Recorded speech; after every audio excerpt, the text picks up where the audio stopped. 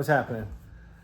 Well, I think the time has come for me to upgrade some equipment, So, yeah, let me know what you think about what's out there. I was just looking at the Powermatic joiner planer. I mean, there's a joiner, like a 12-inch joiner. It's like, I don't know, like $9,000 or something, right? And I think that a 20-inch planer is like $6,000, right? And to be honest with you, I'm not a big fan of any of that stuff coming out of Taiwan. I think it's all the same, to be totally honest with you. I think the bearings are basically the same and the cutter heads are basically the same. And I don't like buying stuff from Taiwan, let's be honest. But I did buy all this stuff from Taiwan at the time. A friend of mine, got me a really good deal. And, with that being said, I got to say that I made a lot of furniture with this equipment here, so I don't want to bash it too much. I painted all this Powermatic stuff brown because, you guys know I do a lot of video, so why would I just give them free advertisement, right? Trust me, I've had all this stuff with the television show. You know what I mean? That was the beauty of having that TV show, is that I was able to use all sorts of equipment. So I kind of know what I would like to have and what I want to get. That's a staple in my shop. It's been a staple in my shop for a really long time. Not just because it has a great safety feature, but it's a good saw, right? And the 8-inch joint is fine. It's just too small for what I'm trying to accomplish.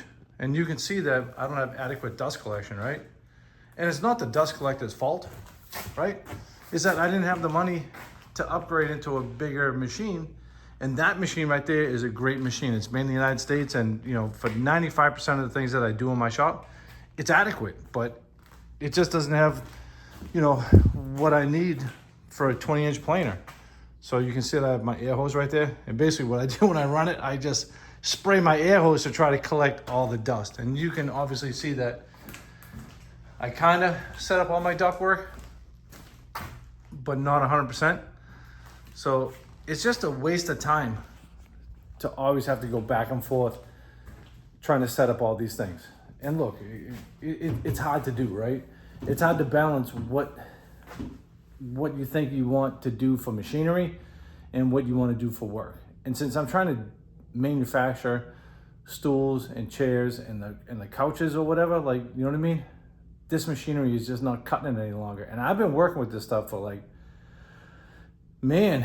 ever since I started rebuilding my brand and trying to rebuild what I was doing. So for the last 4 years, I've been using this stuff. I even have a Grizzly sander.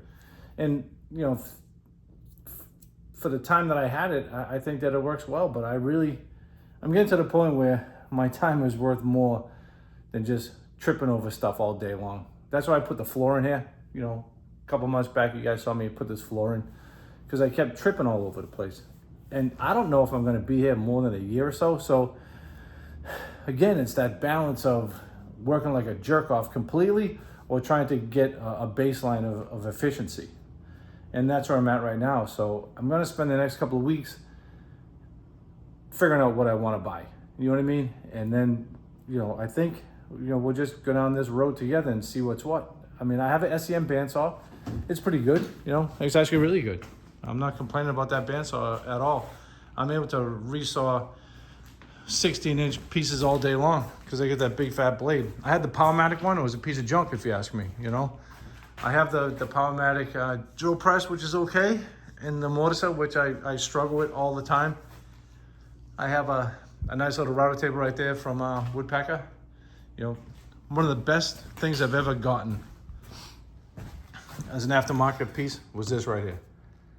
This saves me so much time because you guys know before, I just made a boat and I was always wrestling with that boat because I beat the crap out of it. This thing right here, I use it, put it up there in the rack, and it works perfectly. I really like this piece for the money. They sent it to me, just to be totally honest with you.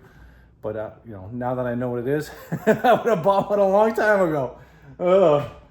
It's just, I can't believe how much time I waste just tripping over things, I mean, and my shop's only 700 feet, not even. So as soon as I put some machinery in here, or if I, start to work, look at all the bags of sawdust that I have. So I'm just tired of wrestling with that thing. So I think I'm going to try to do something else. And they have some machinery out there that can make the pellets for you. But look, I'm tripping over everything. So I've been looking. This thing's awesome, to be honest with you. Surface prep, you know, they sent me this to check out. You know, I have this sander over there. It's taken me a while to get used to the sanders, but I'm using them, and I still got the old Festool one, even though this thing, you know, it's like my third one. It keeps breaking on me. I don't know what's going on. I sent them back to the factory once or twice, and they basically told me to beat it, you know. I had to buy cords, I had to buy everything, so if I could find a half-decent sander, I would. But again, you know, when you think about buying a vacuum cleaner and a sander to invest, you know, $700, $800, $900, $1,200 for those two machines, it almost makes sense to put an air compressor in with a downdraft table and a you know, couple of little, you know, sanders that way. But it's a big investment, so it's always confusing to try to figure out what's what, you know what I mean? And I've been doing this for a long time, and I'm still not 100% convinced which is the best way to go. I think it's a combination of all of it. But man, you know, I remember at the beginning, I bought so many tools that I didn't need, and I bought so much crap that I didn't need. And, you know, you learn over time what you need and what you don't need, you know, because I used to get sucked into every article I read in magazines or the new latest gizmo that came out. I thought that I had to have one, you know. I mean, how many dovetail jigs have I bought? And I've gotten a few of them because of the TV show. And now I'm actually thinking about getting another one and going through the process of learning how to use it, because I want to manufacture some of those step stools, I think. But we'll see. So yeah, I think I've honed in on some Felder stuff, but to be honest with you, that's expensive too, right? And it's not that, listen, all this stuff is expensive, but what's the value, right? And I don't think I need top of the line SCM or top of the line Felder. And I'm leaning towards that Hammer stuff, you know, or like the SCM, you know, Minimax. Although I had a lot of Minimax stuff, and that stuff works really great too. But I don't like the 3-phase. So yeah, it's gonna be a process, but I'll tell you one thing. I've gone to the point where I just can't handle working like this any longer. So if you have been in my boat before, you know what I mean? Let me know what you think, and I could use some opinions on what equipment you guys think is pretty good and what to avoid. You know what I mean? And I appreciate it. All right. Ooh, plus it's hot as hell in here, man. You know, like I got that little thing up there. It could be the heat that's making me pissed off, but it doesn't stop me from doing what I need to do. I'm almost done with this bad boy. And that was the thing, like working with this piece, it's got a 20-inch top. It's got 8.5-inch drawers. It has 16-inch like drawer bottoms and 16-inch shelving. So it was just always a challenge to have to, you know, use my joiner in combination with my planer just to get things flat. And I just wasted a ton of time, and mostly I just aggravated myself to the point where I'm willing to just invest in what I'm doing, try to grow a little bit.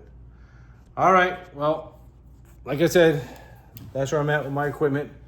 And who knows? I'm gonna make some phone calls, and we'll just see where I land. Okie doke. See ya.